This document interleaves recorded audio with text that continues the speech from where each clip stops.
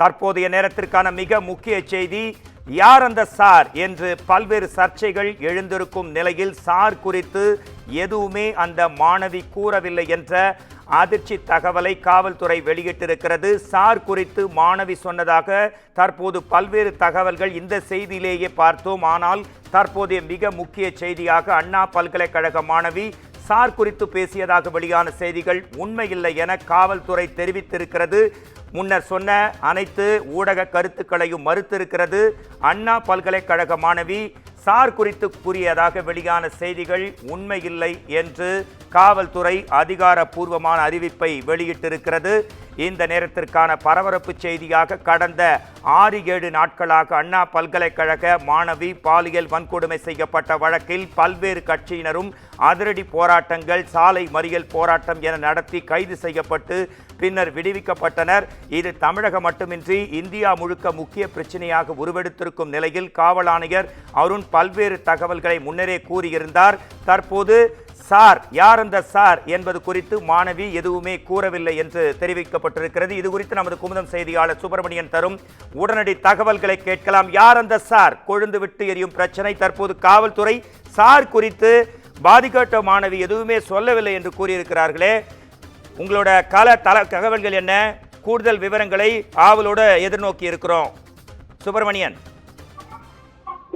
அண்ணா பல்கலைக்கழக மாணவி பாலியல் வன்கொடுமை செய்யப்பட்ட வழக்கு தொடர்பான அனைத்து தகவல்களையும் சென்னை காவல்துறை தான் செய்தி குறிப்பாக வெளியிட்டிருந்தது. இதற்கு முன்பாக தற்போது முதல் முறையாக தமிழக காவல்துறை, அதாவது டிஜிபி அலுவலகத்திலிருந்து அதிகாரப்பூர்வமாக ஒரு செய்தி குறிப்பு வெளியாகி இருக்கிறது. அதில் முக்கிய அம்சங்கள் இடம்பெற்றிருக்கிறது. சென்னை அண்ணா பல்கலைக்கழக மாணவி மீதான பாலியல் துன்புறுத்தல் தொடர்பான வழக்குகளை விசாரிக்க உயர்நீதிமன்ற உத்தரவின் அடிப்படையில் அண்ணாநகர் துணை ஆணையர் புக்கியா சின்ஹா தலைமையில் அனைத்து மகளிர் சிறப்பு புலனாய்வு குழு அமைக்கப்பட்டிருக்கிறது. இந்த குழு இவ்வழக்கு தொடர்பாக தற்போது விசாரணை மேற்கொண்டு வருகிறது.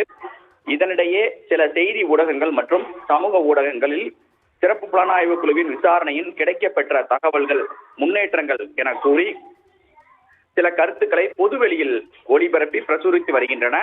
குறிப்பாக எதிரி, அதாவது கைதான ஞானசேகரன் ஒரு சாரிடம் பேசியதாக சிறப்பு புலனாய்வு குழுவிடம் பாதிக்கப்பட்ட பெண் தெரிவித்ததாகவும், சிறப்பு புலனாய்வு குழுவானது பாதிக்கப்பட்ட பெண் தொடர்பான ஆபாச பதிவுகள் கொண்ட மின்னணு உபகரணங்கள் எதிரிகளிடமிருந்து பறிமுதல் செய்துள்ளதாகவும், திருப்பூரை சேர்ந்த ஒரு நபரும் இதில் அடையாளம் காணப்பட்டுள்ளார் என்பன உள்ளிட்ட ஆதாரமற்ற தகவல்கள் வெளியிடப்படுகின்றன.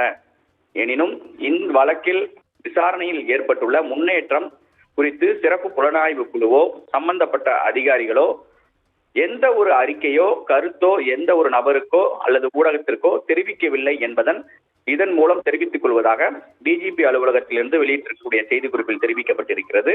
இது மட்டுமல்லாமல் இந்த வழக்கில் சிறப்பு புலனாய்வு குழுவின் விசாரணையில் ஏற்பட்டுள்ள முன்னேற்றங்கள் என பொதுவெளியில் தற்போது பரப்பப்பட்டு வரும் தகவல்கள் முற்றிலும் தவறானவை, எவ்வித அடிப்படை ஆதாரமும் இல்லாதவை ஆகும் என்று தெரிவிக்கப்பட்டிருக்கிறது.